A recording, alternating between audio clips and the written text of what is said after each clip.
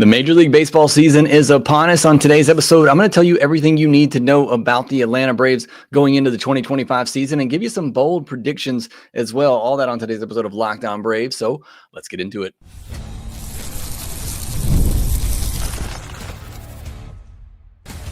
You are Locked On Braves, your daily Atlanta Braves podcast, part of the Locked On Podcast Network, your team every day. Hey, and welcome back to Locked On Braves, part of Locked On Sports Atlanta, where we cover your favorite Atlanta sports teams each and every day.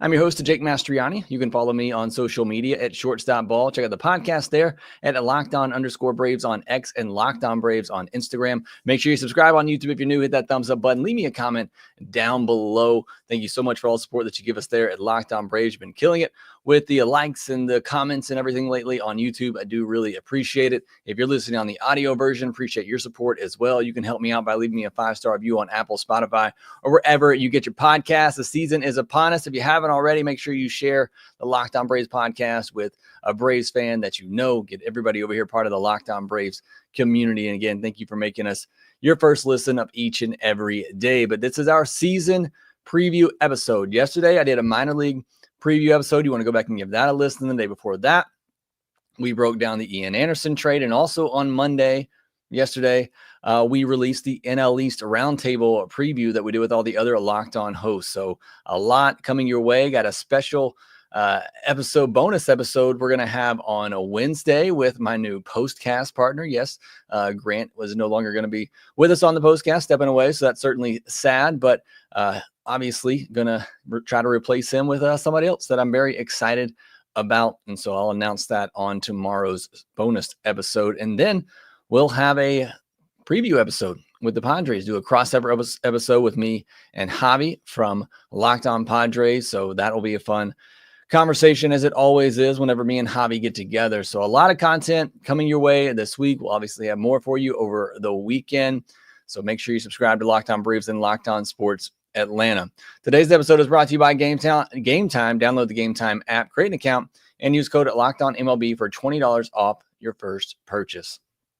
Well, on today's episode, I want to give you a Cliff's Notes version kind of preview for the Atlanta Braves season. We've already discussed a lot of this throughout spring training, but if you've missed all those episodes, you're just getting ready for the regular season, I'm going to give you the Cliff Notes version here of this Atlanta Braves team going into 2025. I'm also going to give you some of my predictions, some bold predictions as well. I'll hear from some of your bold predictions that you submitted. And I'm also going to give you my predictions on Major League Baseball as a whole, division winners, league winners, World Series winners, Cy Young, MVP, all of that will be predicted on today's episode. Well, let's start with our preview of the Atlanta Braves, and let's look first offensively.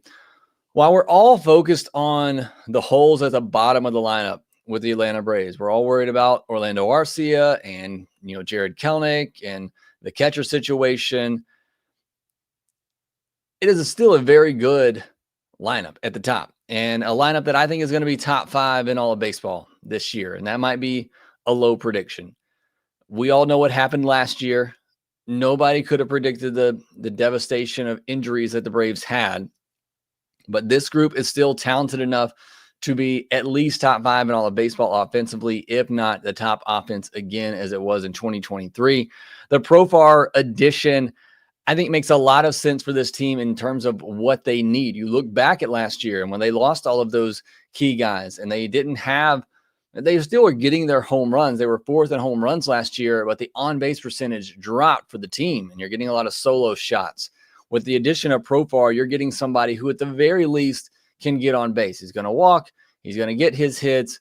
It's really just a matter of, is the power that we saw last year legit for Jerickson Profar? But he's going to put the ball in play and get on base. And I think that's going to be a huge addition for this offense, along with all the power that they already have. I'm feeling a lot more confident in Acuña coming back and playing at a high level. I know we haven't seen him in any game action, but just everything that you've heard him say and others say, I'm feeling, and maybe it's just the spring training fever, but I'm feeling very optimistic about Acuña coming back and playing at a high level. Now, I'm not expecting 2023 types of output, but, can you give me something of, 2021, but pre-injury, or, even any time before that? And again, I don't know that it'll be quite to that level because 2021, he was on MVP pace. 2023, he obviously won it. But I think it's going to be somewhere in between, those seasons and what he gave us in 2022. And certainly what he gave us in 2024 wasn't much. So I think Acuña is going to be better than that. I think he has the potential, if he plays 115, 20 games, to be a 2020 type of player, maybe more than that. And I'll get to that in my bold predictions here in a minute. You've heard me talk about Austin Riley a lot, spring training. He's my pick to click this year. I think he is the guy that has the massive career year this season for the Atlanta Braves. I'm thinking 40 home runs, 110 plus RBI, a 280 batting average. And I think he's going to win a Gold Glove. I know the metrics out there don't like him. I don't care. I watch Austin Riley play third base. He's a Gold Glover, in my opinion. I'm going to, maybe it's a little bit of a bold prediction, but I think he's going to win the Gold Glove this year and have his best season offensively, which is going to put him right up there in the MVP conversation. It's an odd number year for Matt Olson, so you're expecting him to have a little bit of a resurgence. As I've said many times, it was still nearly 30 and 100 last year, but I would expect him to get back to 40 home runs, 100 plus RBI again and have a big season. That's if Austin Riley doesn't knock all of the runners in. But I think Matt Olson's due for a big year. Last year, I thought it was going to be the year for Michael Harris, but injuries happened. We know the potential is there for him to have a 2025 season if he can stay healthy, maybe even more than that. So while last year we were talking about, okay, there's a lot of players on this team who could regress. Now we're going into the season and saying, okay, there's a lot of guys who had some rough seasons in 2024 due to injury and just some regression. And now you can look at it and say, I think Matt Olson can bounce back and have a big year. I think Michael Harris can bounce back and have a big year. Riley, Acuña, Ozzie, all of these guys are now set up to bounce back and have good years. And so I'm very optimistic about this offense. Again, I think it's going to be at least top 5 in all of baseball. Now we move to the rotation. All pitching staffs are capable of being devastated by injuries. It's the reality of the game today. And there's nothing you can really do to prevent that. And try your best. Nobody really has the answer on how to prevent this. Maybe not pitching max effort all the time, I think will certainly help, but at some point your arm's going to fall off. They just weren't meant to do the things that they do. I do think there is a higher level of risk in this Braves pitching staff when you consider Spencer Strider's coming back from a second major surgery. I know it wasn't a full-blown Tommy John the second time, but still it's major surgery that he's recovering from. You're talking about an older Chris Sale now who ended last year with some back issues. Does that creep back up? Or Ronaldo Lopez, who the Velo's been down in spring training, is that due to him having a big innings jump last year, going back from a reliever to a starter? So I think there are certainly some added risk already with what you have in the Braves rotation. However, just based on talent, maybe the Dodgers and maybe the Phillies have better rotations on paper than the Atlanta Braves, and that's it. I mean, the Atlanta Braves on paper, talent-wise, have a top 3 rotation in all of baseball. I'm hopeful that A.J. Smith-Shawver is able to put it together this year. I am a bit skeptical, even though he was my number 1 prospect, and I am very high on him and what he could potentially be, but that is a hope for a 22-year-old. I'm hopeful that Grant Holmes and what we saw in some shorter stints last year can play into a starter and that he can go 5-6 innings with his arsenal and go deep into ball games and be a really solid 4th, 5th starter for the Atlanta Braves. But that's hopeful. So I think there's a lot that you're hoping for with this rotation. But again, if healthy, which is going to be the key for any team, on paper, this is a top 3 rotation in all of baseball. Now, the bullpen is the scariest part of this team going into the year. I feel good about Iglesias at the closer. He's the only guy that I really feel confident in. And after that, I think there's a lot of question marks. Guys who have been good, Pierce Johnson's been good, but now he's going to slide into that 8th inning role that Joe Jimenez and AJ Minter have held down for a couple of years now for the case of Jimenez. In Pierce Johnson's career, he has a 2.75 ERA in the 7th inning and a 2.67 ERA in the 8th inning. So history tells us that, yes, he can handle those innings, but I'd be curious to see how many of those innings were high leverage situations where he was coming to protect a 2-run lead. And maybe they are. Again, I didn't have the resources to dive too deep into that, but at the very least, he has very good numbers in the 7th and 8th innings. It's just now he is the guy that is going to be called on in either the 7th or the 8th to face the top of another team's order. And how much do you trust that? It felt to me like last year they started to figure out that curveball a little bit. I think he was throwing it too much. The guy still throws really hard, 96, 97. I think he needs to utilize that a little bit more. He had a 3.12 ERA in the 7th inning last year and a 4.63 ERA in the 8th inning last year. So again, was still really good in the 7th inning, not so much in the 8th inning last year. And as I said, the career numbers, he's been really good in both innings, but last year, not so much. And he's been terrible in the 9th inning for his career. So if something did happen to Iggy, I don't know that Pierce Johnson should be the guy that you call on. Can you trust Aaron Bummer in a big spot? Brian Snitker almost never trusted Aaron Bummer in a big spot. Last year, you're going to have to count on him to get some big outs. You got some really good lefties in this division at the top of the order. You're going to have to count on Aaron Bummer to come in and get those guys out in the 6th, 7th inning of a ball game. Can Dylan Lee step up into more of a setup role and be a shutdown reliever in the 7th and 8th inning? He has a career ERA of 2.58. So he's been fantastic throughout his entire career, but this is a bigger role for him. He's been a guy that's come in and pitched the 6th and 7th innings mostly. He has a career ERA of 3.15 in the 7th and 2.83 in the 8th. So again, good numbers in those innings. In fact, in the 9th inning, it's a 1.42. But he is pushed up. He is elevated now where he has to be one of those guys to shut down the other team's lineup in the 7th and 8th innings of games. And then can Daysbel Hernandez be trusted as a setup man? I think the jury is still out on that. Can Hector Neris and or Craig Kimbrell turn back time? How legit is Aniel De Los Santos? Did what we see in spring training, did he unlock something? Can he be a shutdown reliever that you trust? Again, I think this bullpen has the potential to be really, really good. But as I said, outside of Iglesias, there just aren't too many relievers in here that I am fully confident in to come in and close out a game or shut things down at the end of game in a 1-2 run type of ball game. I think they can do it, and I think they've shown at times that they can do it, but it is a little bit of an unknown to me. So this is the part of this team that worries me the most. And again, it could be great. I think these guys have all proven themselves to be good, or most of them have proven themselves to be good at one time or another at the big league level. But there are certainly some question marks if they can do it and do it in different roles in 2025. All right, next we'll get into the predictions part of this podcast. I'll predict how many wins the Braves have, home runs, as well as division league winners and World Series winners. We'll get into all of that here next.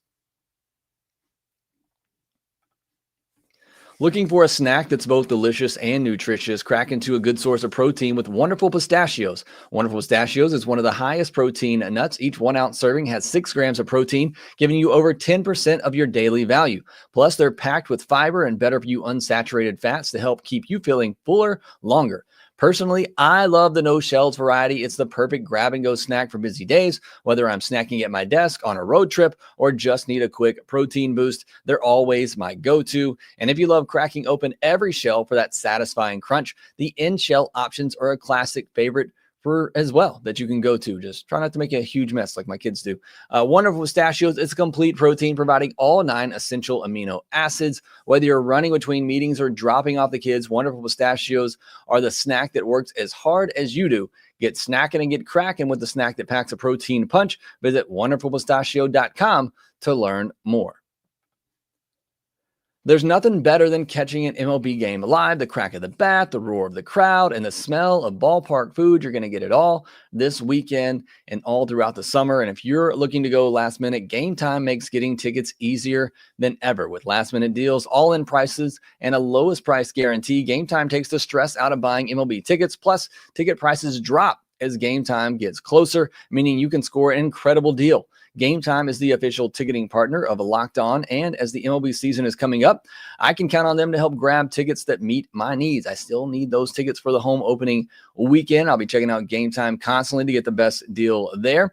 Their Game Time Picks feature makes finding the best deals effortless. It filters out the fluff and highlights the top discounts in the stadium And I love that I can preview my exact seat before purchasing. No bad surprises when I get to the stadium. Take the guesswork out of buying tickets with Game Time. Download the Game Time app, create an account, and use code LOCKEDONMLB for $20 off your first purchase. Again, create an account, download the app, create an account, and use code LOCKEDONMLB for $20 off your first purchase.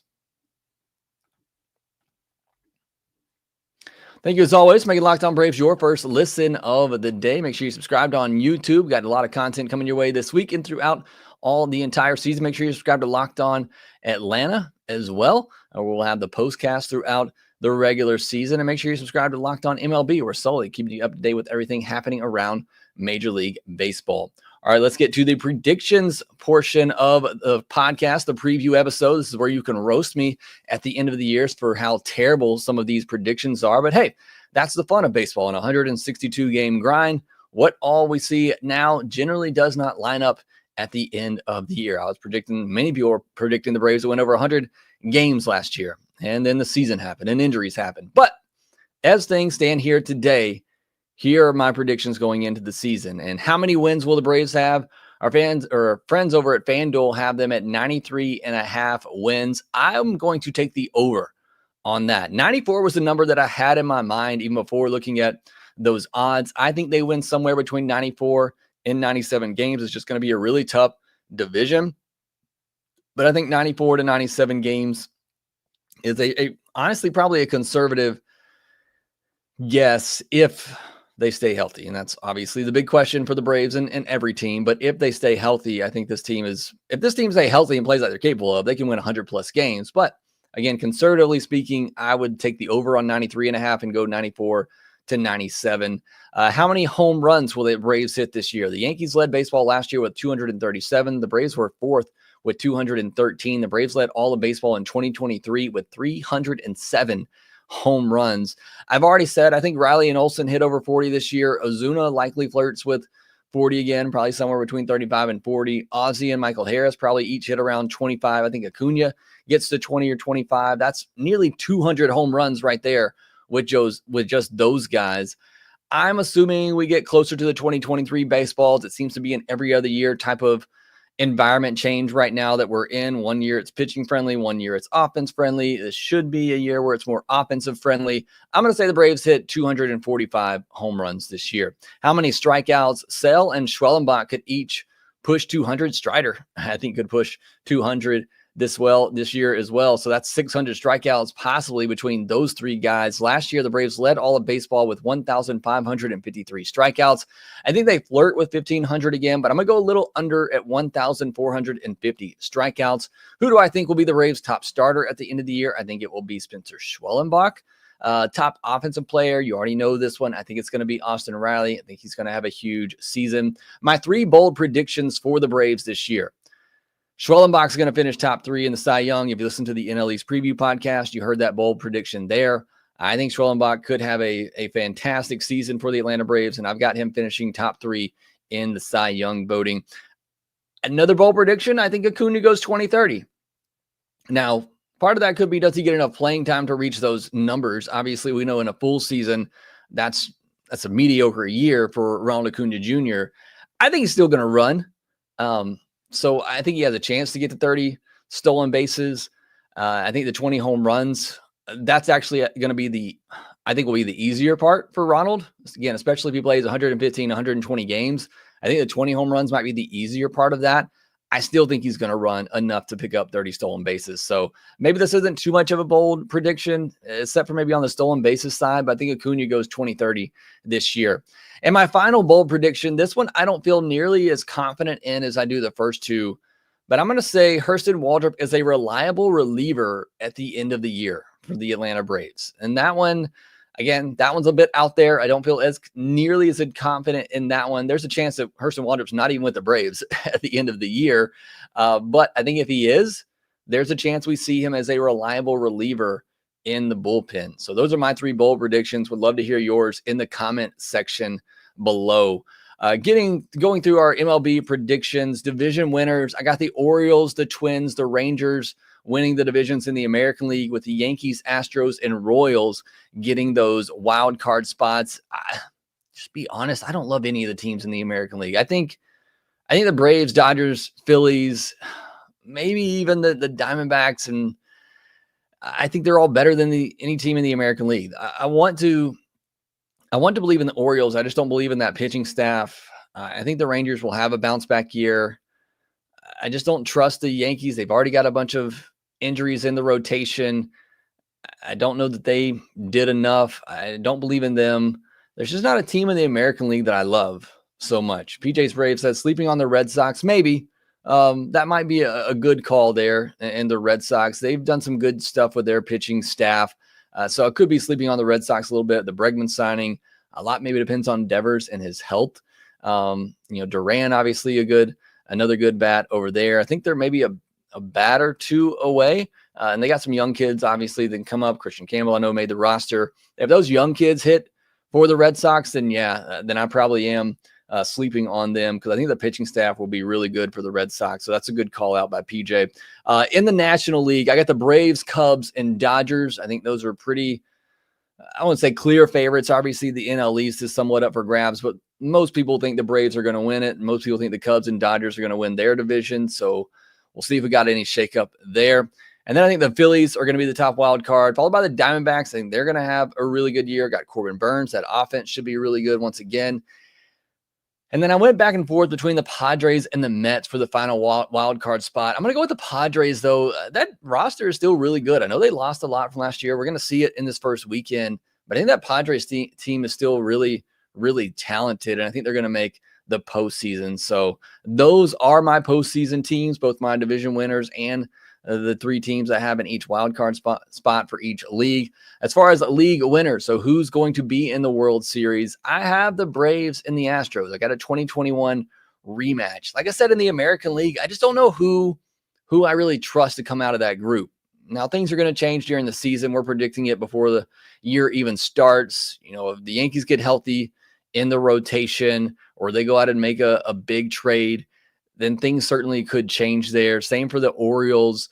But I just think the Astros, with the experience that they have, I thought their trade of Kyle Tucker, they did a great job in what they got in that deal to help them now and in the future. Cam Smith is one of my favorite prospects. He could be on the team. If he's not already, I might have missed the report. But I think people are sleeping somewhat on the Astros. I know I picked the Rangers to win the division, but I'm going with the Astros to get back to the World Series and give us a 2021 rematch with the Atlanta Braves. And I got the Braves over the Astros, obviously. A bit of a homer bias pick here. I don't usually pick the Braves because I feel like it's bad juju to pick your team. But, hey, I'm going with it this year. Let's switch it up.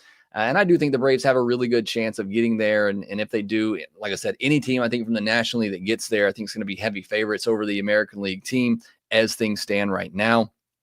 But I got the Braves over the Astros in the World Series. Let me know your World Series picks in the comment section below. When we come back, we'll take a look at award winners, get to some of your bold predictions and some of the news from the day. We'll do that here next. Ever check your bank account and wonder, where did all my money go? Between dining out, online shopping, and entertainment, it's easy to lose track. That's where Monarch Money comes in, your personal CFO giving you full visibility and control over your finances. Monarch Money isn't just a budgeting app, it's a complete financial command center. You can track all your accounts, investments, and spending in one place, so you stop just managing your money and start building wealth. Managing your money with your partner is smoother than ever. You can track shared and personal accounts, set goals, and stay on the same page without the stress. And that's great on any marriage. And this Monarch Money can help you out with that. Take control of your finances with Monarch Money. Use code LOCKEDONMLB at monarchmoney.com for 50% off your first year. That's monarchmoney.com. Code LOCKEDONMLB for half off your first year. Again, one more time. That's monarchmoney.com. Promo code LOCKEDONMLB for half off your first year. Get the supplies you need from the site made for the skilled trade, Supply House. Whether you're in plumbing, HVAC, or electrical work, Supply House is a reliable way to order products online. Their easy-to-use website is packed with helpful resources and the latest product info to help you get the job done right. Plus, with a complete inventory of over 200,000 parts from 400-plus top brands, you'll find exactly what you need delivered fast from coast to coast. Need help with an order? Supply House offers expert support and industry-leading service, so you'll always talk to a real person. And for trade pros looking for an extra edge, their free Trade Master program offers exclusive perks like a dedicated phone line, free shipping, and discounts on every order. Thousands of skilled professionals are already taking advantage. Now it's your turn. Join the Trade Master program today at supplyhouse.com/TM and start ordering plumbing, HVAC, and electrical supplies with just a few clicks. Plus, use promo code SH5 for 5% off your first order. Again, that's promo code SH5 for 5% off your first order at supplyhouse.com.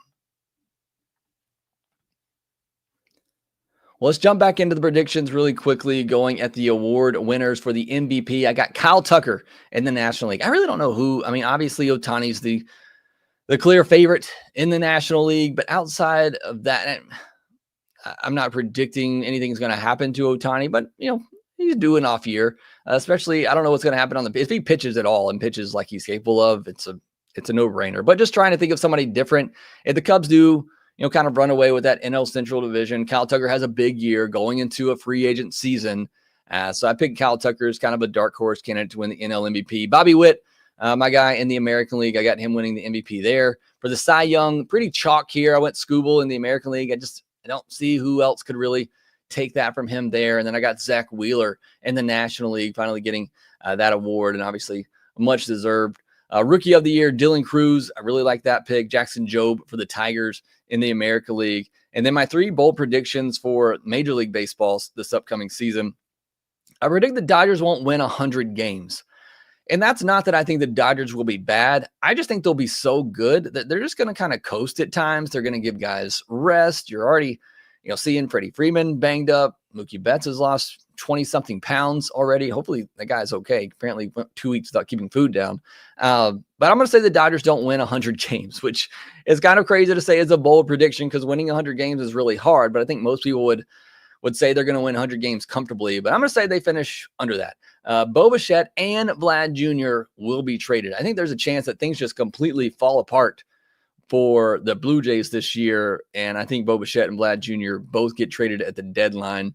The White Sox will win more games than the Marlins. I think this Marlins team could be really, really bad, especially if they end up trading Sandy Alcantara. I think this Marlins team could be bad. I think the White Sox will be pretty bad too.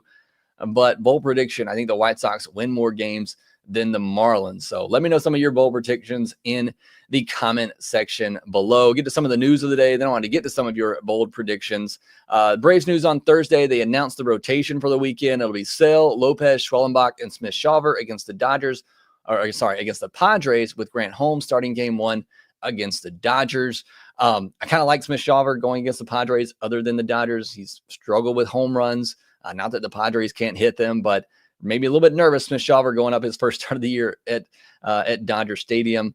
The Braves placed Acuña on the IL as well as Nacho Alvarez. So not good there for Nacho. We never saw or heard anything from him again after he got hit on the wrist there. So hopefully that's nothing major.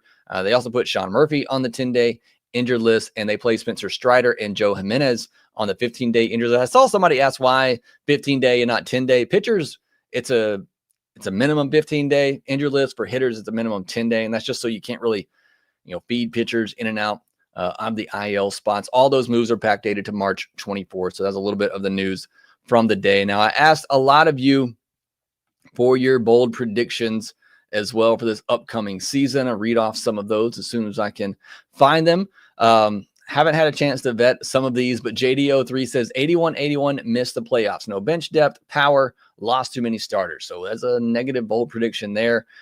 With everything that happened to the Braves last year and they still won 89 games, I would be shocked. So that is a pretty bold prediction because I'd be shocked if they lose or they only win 81 games.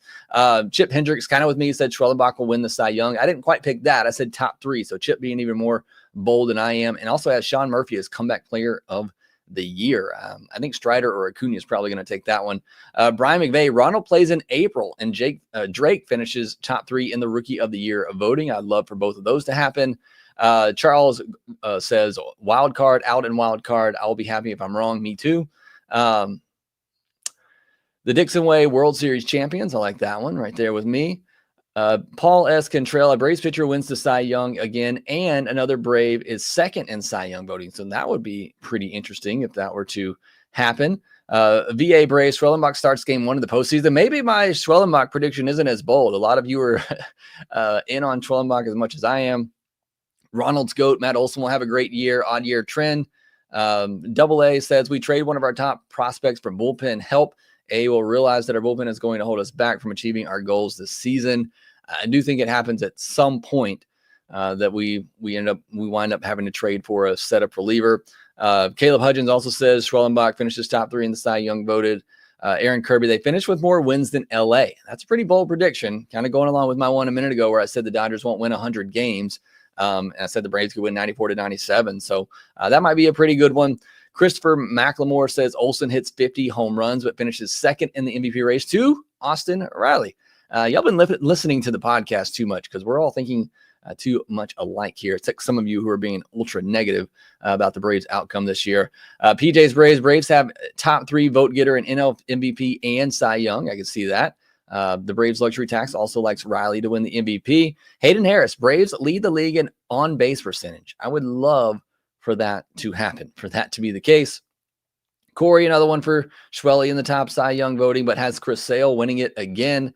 Ali, we got another Debbie Downer here that says they lose in the wild card round, and AA's on the hot seat. Jeremy Vincent, the 2 Spencers finished top 5 in the Cy Young voting. I hope Strider gets enough innings for that. But can certainly see that happening, if not this year, at some point in the future. Samir says Snit retires after the season. That I said it when he signed that contract that he's on now, that I think this could be his last year.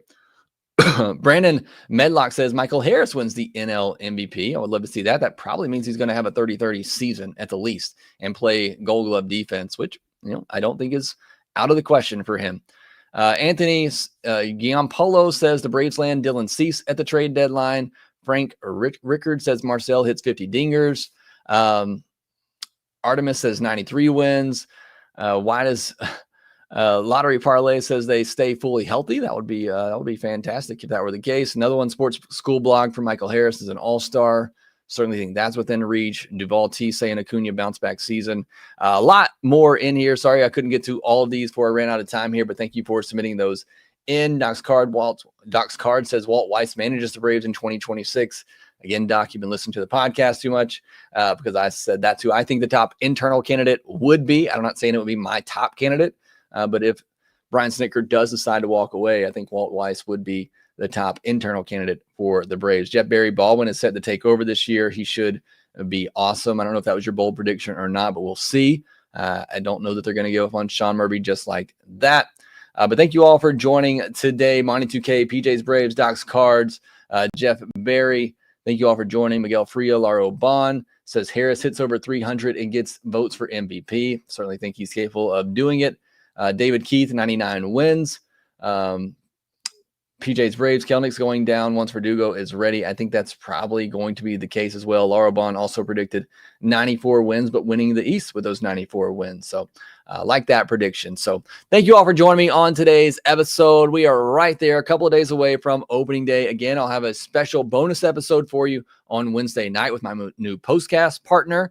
I'm not going to spoil that, but really excited about who we have joining us here. And then me and Javi will have a preview episode coming out for the Padres series on Thursday. And then obviously we'll have the postcast over the weekend where our new postcast partner will be hosting that for you while I'm off at the beach enjoying opening day in the sunshine, in the sand, and the ocean. Looking forward to that. But thank you all for joining me here today. Make sure you subscribe to Locked On Braves wherever you get your podcast, and we will talk to you next time.